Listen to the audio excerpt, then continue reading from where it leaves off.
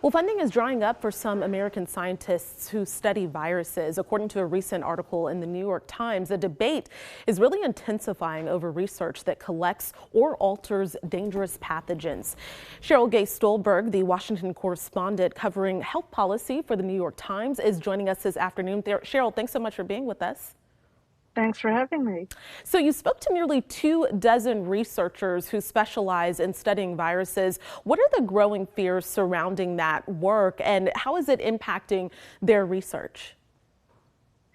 So the debate is about a type of virus research called gain-of-function studies. And these are studies in which virologists can tinker with the genes of viruses to maybe make them more infectious. That way they can examine what might cause a pandemic and they can figure out ways to prevent it. But there's two sides to the debate. On the one side, virologists who do this kind of work say this is really important work. We need to do it to prevent the next catastrophe. On the other side, people say, look, this is dangerous work. It could be catastrophic in itself. It could result in a lab leak. And as you know, there have been lots of debates about whether or not COVID erupted from a lab leak. And So there's been, go ahead. oh no, go ahead, go ahead.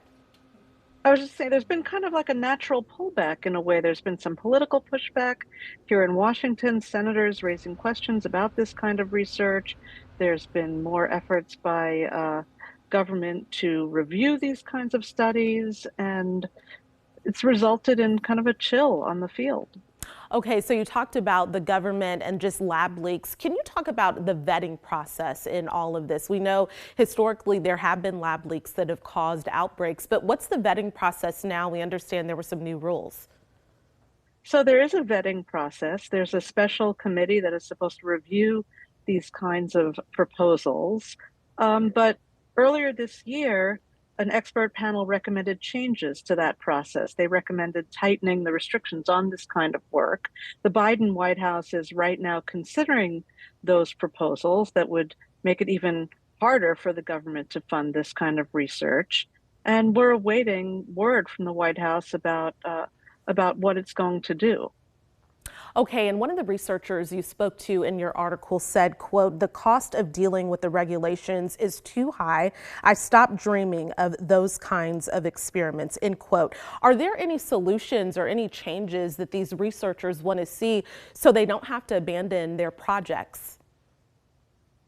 Well, I think they'd frankly like to see a little bit less politicization of this kind of work. You know, it has gotten a little bit caught up in Washington politics. I think that they'd like to see a more streamlined review so that when they come up with these proposals to do these kinds of studies, they don't get caught in months and months of evaluations and opaque, biosafety reviews that delay the research and make it that much harder for them to pursue it. So I think they'd just like some clear guidance on what is going to be allowed and what will not be funded. Cheryl Gay Stolberg from the New York Times, thank you so much for being with us this afternoon. Thanks. From